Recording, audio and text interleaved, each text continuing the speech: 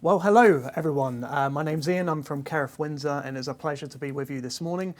If you do recognise the face, I'm not saying I'll be offended if you don't recognise the face, but if you do recognise the face, it could have been when we did the Wellbeing series here at Kerith way back during the COVID lockdowns.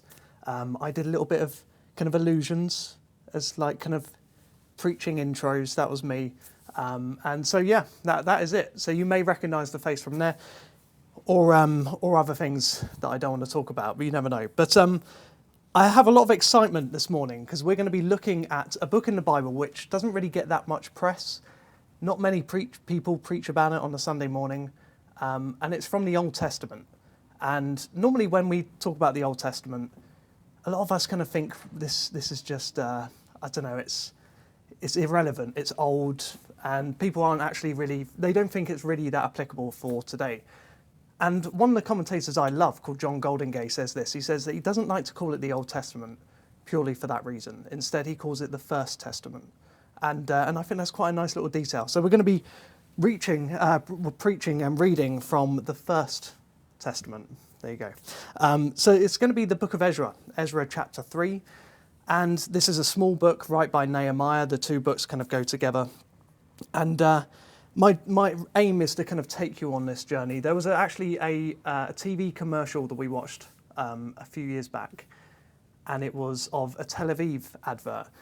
And the whole advert had this lady kind of pulling her partner along excitedly, right? She was smiling, beaming, and they were just running along. They were running around beaches, hillsides, through the town. You never got to see the cameraman's reaction, right? You don't know whether he was having a good time or not, but she was. Right? And that's all that mattered. And that's how I feel today. So I'm going to be the Tel Aviv lady, pulling you along, and hopefully you'll join me in the excitement. So Ezra chapter 3, to give you a little bit of insight behind that, it's basically we're going 580 years before Jesus. So 580 years BC. And the people of God, who were God's chosen people, the people of Israel, lived in a town called, or a city called Jerusalem. Now, this city was amazing, right? It was a bustling town, lots of riches. It was a very nice town, but also it had a really good military kind of advantage because it had a massive cliffside right round the side. There was only one entrance. And so the place of Jerusalem was really sought after by a lot of people in that day. And this people, the people of Israel, God's chosen people, had this city of Jerusalem. And so they had the prestige, they had power, and they had this promised land. And the Babylonians, after a couple of attempts, finally took over the city of Jerusalem, and they invaded, and the people of Israel were sent into exile. So they were basically sent into other lands, mainly Babylonia, where they would then have to just live, strangers in a foreign land. And so they'd lost not only their city, not only their prestige, but they'd lost the temple. And we're going to be looking at the temple in just a moment. But to kind of highlight the emotions that the people were feeling, I want to read to you from Psalm 137. Psalm 137 says this: "Besides the rivers of Babylon, we sat and wept as we thought of Jerusalem. We put away our harps, hanging them on the branches of the poplar trees. For our captors demanded a song from us. Our tormentors insisted on a joyful hymn. Sing one of those songs of Jerusalem. But how can we sing those songs of the Lord while in a pagan land? If I forget you, O Jerusalem, let my right hand forget how to play the harp. May my tongue stick to the roof of my mouth if I fail to remember you, if I don't make Jerusalem my greatest joy. O Lord, remember what the Edomites did on the day the armies of Babylon captured Jerusalem. Destroy it, they yelled, level it to the ground. O Babylon, you will be destroyed. Happy is the one who pays you back for what you have done to us." And so you can kind of see from that psalm the emotion and almost this really kind of artistic image of them hanging their harps on the trees. They were outside of Jerusalem, they were distraught, and they lost almost their identity as the people of God. And so I want to talk about the temple and why it's important. And so we need to kind of understand the temple along with all of the Old Testament or First Testament in its culture and its context. And so I want you to take you right back, even further than 580 BC, right back to the kind of the Iron Age, right? Even further than that. And basically in this ancient world, people would worship the sun, the moon, the stars, and they would look up into the cosmos and they would see this ball of fire kind of going across the sky. And they would look at it and they would see that it would happen every single day. And when they looked down at their crops, they would see that one day those crops are starting to flourish. And they look at themselves and they think, right, I must be doing something right. The sun, this kind of God in the sky, must be pleased with me. And so they would worship in the same way. But then suddenly they might look at their crop and now it's not flourishing, it's now dying. And so they then look at their day and they think, well, did we worship this God correctly? Why is it suddenly dying? Is it something that we did? And so it was really a matter of trial and error. And then after a few years, well, several thousand years pass, these gods take on different identities. And so rather than just the sun, the moon, and the stars, we now have the god of Zeus, or we have all these different gods that you see in the Greek world. And so these gods kind of were taken on as persons, they were personified.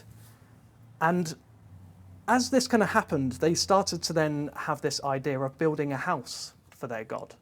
And so all these people would build this massive structure, and they would have a statue of their god there, and they would invite people from either their town and the lands afar as well to come and join in and to offer sacrifices. And these sacrifices were really a way of dedicating to the gods as a thank you for his provision. So you might bring some of the grain, the best grain from the harvest, and you might present that to God as a thank you for his provision. Or you might have a lamb, and you bring the lamb and you offer that to the gods in hope that they would be happy and they would provide you with another year of harvest. And this is all within the culture of this, of these gods and this temple. And so there's actually a people group who were even described as bringing their children and their babies to sacrifice on the altar. And the reason why was they thought, well, God's provided us with this child. If we give him our very best, if we give him our first child, then hopefully we'll have a large family. And so the terrifying thing was they didn't know where they stood with these gods. They didn't know when enough was enough. They just kept going and going and going, not knowing whether the gods were happy with them. And so in the Old Testament, First Testament, I'm not going to do that every time, just to make clear. All right, I'll take both. I'm not dogmatic on it. But when we look at the Old Testament, I've done it now. That's fine. It's done. We actually see that King David, wanted to build a house for God, Yahweh, the God of the Bible. And God is, like all the time, just very patient and pragmatic. And he said to David, okay, well, you can't contain me within this building. David knew that. And he said, well, if you're going to build me a temple, then here are the ground rules. I'm going to lay a few rules. And these rules were very different to the gods of the other temples surrounding that area. So the first rule was this, that they weren't to have an image of this god. God hated it whenever you would make an image and say, right, we know what he looks like now. We've pinned him down. This is what our God, this is what God looks like. And so this temple didn't have a massive statue. We were on a holiday recently. We went on a cruise. I know I don't look old enough, but we went on a cruise and we went to Olympia and we saw the temple of Zeus. Now, Zeus apparently, unfortunately, it's been knocked. The statue's been destroyed. But apparently, absolutely, it's probably 20 meters tall. Maybe even taller than that. But this massive statue was in the temple and took over the whole entire temple. This temple doesn't have that. There's no image of God at all. Instead, what there was a gold box that God had told them to build. And inside that box was the rules that he had given them, the 10 Commandments. And also over the top, on the lid of that box, were 2 angels. And they were pointing towards a throne, a small throne.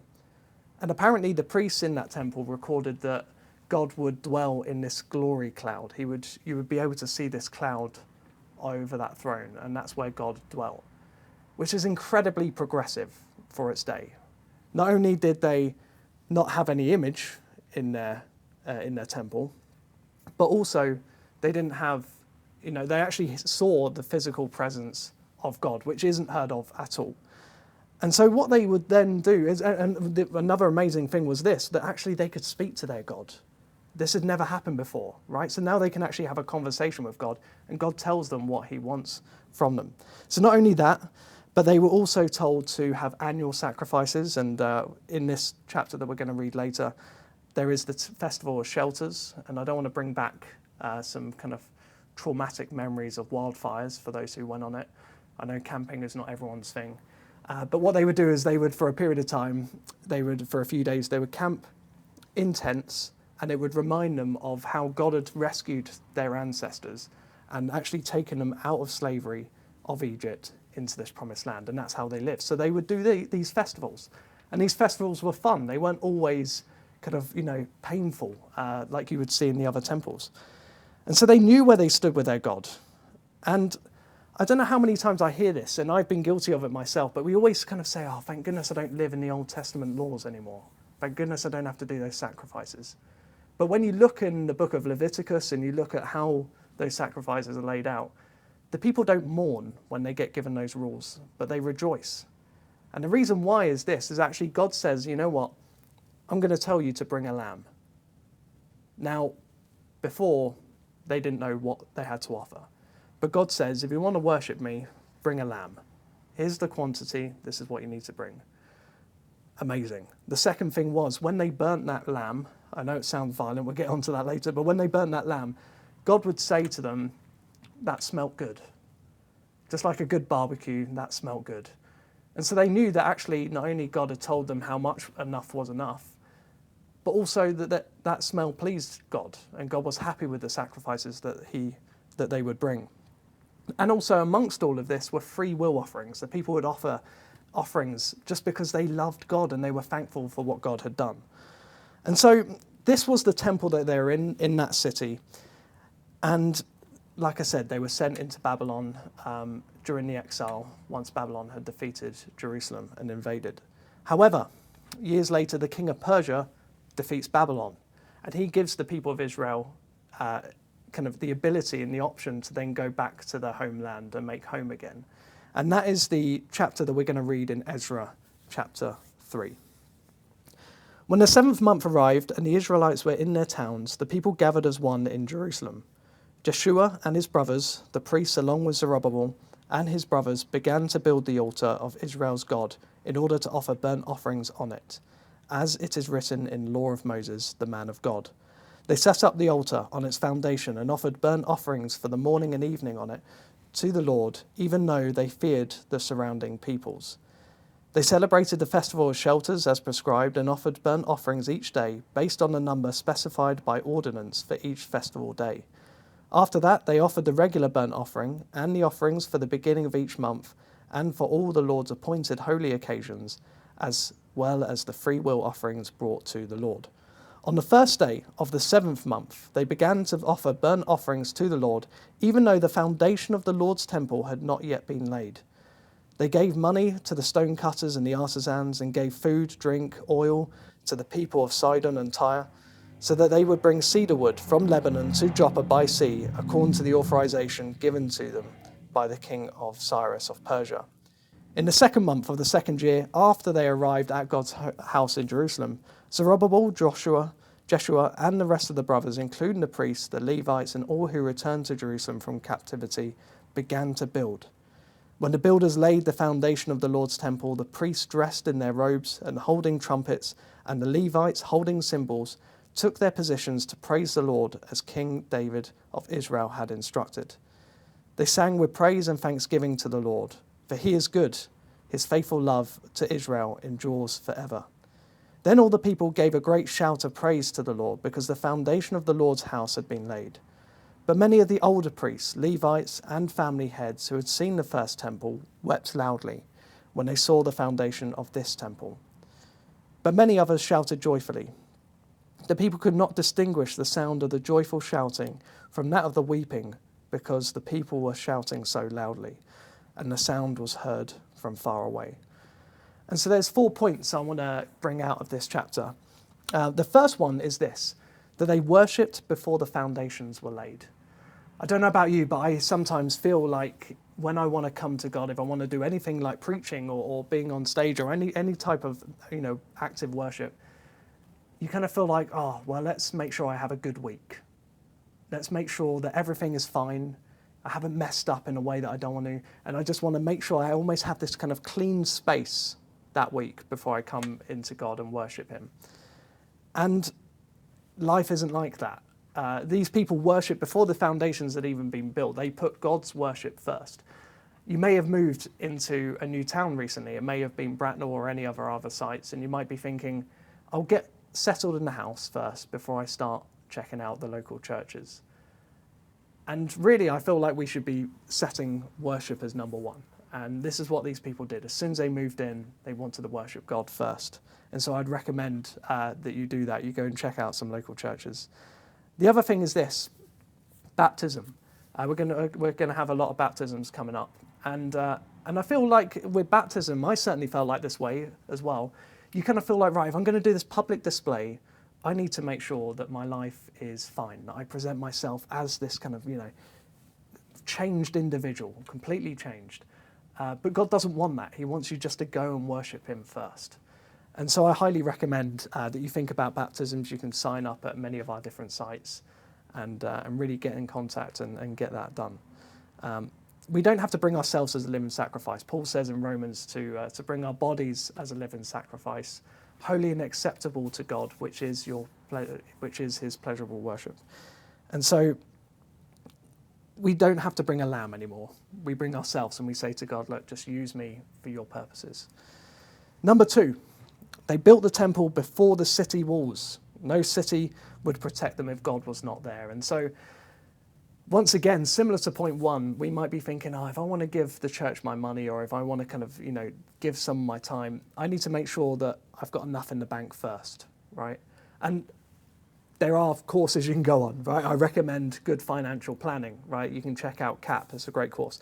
But also, there's never going to be a right time. Just like when people say there's never a right time to have kids, I feel like there's never really a right time to start giving to the church financially, but also just in your life in general.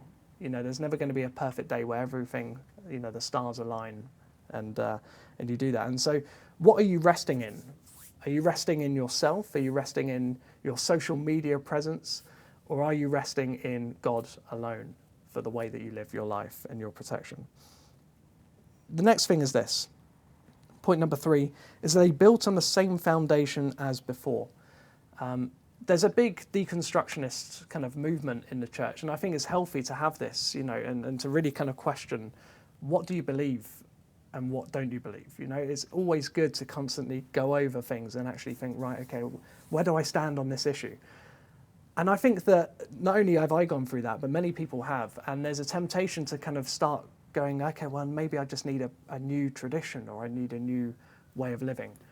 And all these things are helpful, but really the foundation that I stand on, although I don't know where I stand on a lot of the Bible, what I do know and what I do believe is that Jesus died for me, and that he was buried and he rose again, launching this new creation.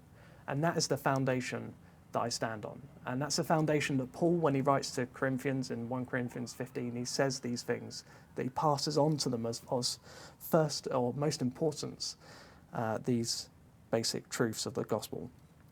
And the next thing is this. They all got involved.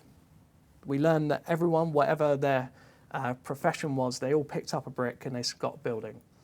They didn't know bricklaying. I'm sure people had to teach them, but they needed people to get involved. And I feel like it's very much the same with the church. I think we can feel like we should only really give our best gifts to God, only serve in areas where we feel most gifted. And there is certainly a time for that, especially when you've got the luxury of more people. But I know that a lot of our sites have just started this new thing, right? We're low on staff, and we're low on helpers, And so I would encourage you that wherever you are, whether you're gifted in a certain area or not, look around for what needs help and get involved. I want to say, if you're watching this online, it's great to have you here, and we always love to see all the feedback and the community online. It's great. But I would encourage you to, if you are able, to go and find a local church. There are special circumstances. I know a lot of people are sheltering from COVID and have health issues, and so this isn't a guilt thing at all. But really, let's look at local churches and getting involved in community, because it's what we can do for the church. Paul describes it almost as, in Peter, we see that we are living bricks, and we'll read that in a minute. But we are part of this temple. Now, this temple that was built was not as big or as beautiful. It was as big, slightly, but it wasn't as beautiful. Solomon's temple, the one that David designed and Solomon later built, was full of gold. It was something to boast of. People would travel from afar to see this place. And everything, there was so much symbolism there. Not only that, but it had that covenantal box that I talked about earlier where you could see the presence of God. This temple didn't have that. It wasn't as beautiful, and it was made of slightly different materials. It wasn't something people would necessarily boast of, but people knew that God was there. And so you see this first temple, the one that we learned about at the start, that got destroyed by the Babylonians. This was a temple that was originally in a city of riches. Things were flourishing, business was doing well. It was something, an amazing city. But this time, this temple was in a city of ruins. And so their reaction to the temple was polar opposites, right? There were some people who had seen the original temple and they were just mourning. Because as they saw the foundation being built and they saw the insides, they just thought, well, this isn't what it used to be. And there's no visible signs of God here. And it's just not, I don't know, it makes me feel bad about why we were sent into exile. Did I do something wrong? Is this as great? It's not as great as things used to be. And so there's a nostalgia there that people are feeling. And then there's other people who have never seen the temple before, and they were just excited that God was doing something new. And I think this is a beautiful and gritty image of what the church is like. God is doing something new in our communities across all of our sites and online. And for some of us, it's really something that we're experiencing for the first time. It's exciting, it's amazing, it's beautiful to see. But there are people here who are watching this happen, people having children, people getting married, and you're looking around and you just think, yeah, that's great, but I wish that was me. You may, through fault of your own, through fault of someone else, or just random circumstances, you may be feeling like you're sat amongst rubble and ruins as opposed to riches. And the church should be a place where we can express both of these emotions, that we comfort the comfortable and we I can't remember what that phrase is, but we challenge the comfortable and comfort those who have been challenged and who are weary. And the church should be like that. And so every service that we have, we should allow both of those emotions to be heard. But regardless of seeing this visible presence of God, they knew that God was there and they began worshipping and celebrating. You don't need to see physically things around you to know that God is there. If there's times where you feel absolutely distraught, God is still there. Sometimes he'll show you his presence and power, but sometimes you just have to know that actually he has never forsaken you once, and he is here. Now, we do have a new temple. This temple that we've just learned about, this one that's been rebuilt, was actually destroyed 70 years after Jesus. So nothing lasts forever. This was destroyed as well. But Jesus said something very interesting to the workers in the temple of his day. He said this, destroy this temple and I'll rebuild it in 3 days. And they thought he was talking about the temple they were standing in, but he was referring to his body. And so now we don't meet in a temple, but we meet in a new way because of what God has done, not through the blood of a lamb, but through the blood of Jesus. And so he took our sin once and for all and was crucified, died outside of the city in this kind of ultimate sacrifice once and for all for everyone. And so we can now actually come to God because of the resurrection, because he's starting this new thing, this new living, breathing temple is something that all of us can be a part of. And so if you believe that Jesus died, that he rose again, and he is launching this new creation and this new temple, you can be a part of it. Peter says this, you are coming to Christ, who is the cornerstone of God's temple. He was rejected by people, but he was chosen for great honour. And you are living stones that God is building into his spiritual temple. What's more, you are holy priests. Through the mediation of Jesus Christ, you offer special sacrifices that please God. And so we are now part of this living, breathing temple. You are a brick and you have a role to play. And even if you cease to be able to talk or act, you are still part of this body. Your gift doesn't make you part of the body. Just being part of Jesus makes you part of this body and this temple. And so there's 3 types of people I just want to kind of encourage towards the end is this. Number 1 is this. You're living like the ancient God worshippers. You have no idea whether God is happy with you. You are constantly offering yourself to the point of exhaustion, to the detriment of people around you. Your social media following you, you're looking at all these other people who have apparently made a success of their life, and you're thinking, I'm not good enough. And so you don't know where the stop button is, where the parameters are, and where you find that you're enough. This God is different to the other gods. You can please this God, and all God wants to do is to have you come to him in faith. And so you can know a God that not only communicates with you, but actually is pleased with you. And this is the God of the Bible. The second one is this. You've put off baptism. I said you don't wait until you worship, just like they started worshipping before the foundations have been laid. I want to encourage you, get baptized. Jesus commanded that of all of his followers. This was one of the first things he commanded. And so I want to encourage you, none of us have got our life sorted out. Don't wait until everything is perfect. There will never be a time like that. Instead, I want to encourage you, wherever you are, whether you've been baptized or not, to start worshipping and not wait for a special day. And number 3 is this. If you've been observing the church from a distance, like I said, it's great to have you. But really, I want to encourage you to see if you can be part of a local community. You can look out. It doesn't have to be Kerith. It would be great if it was, but it doesn't have to be.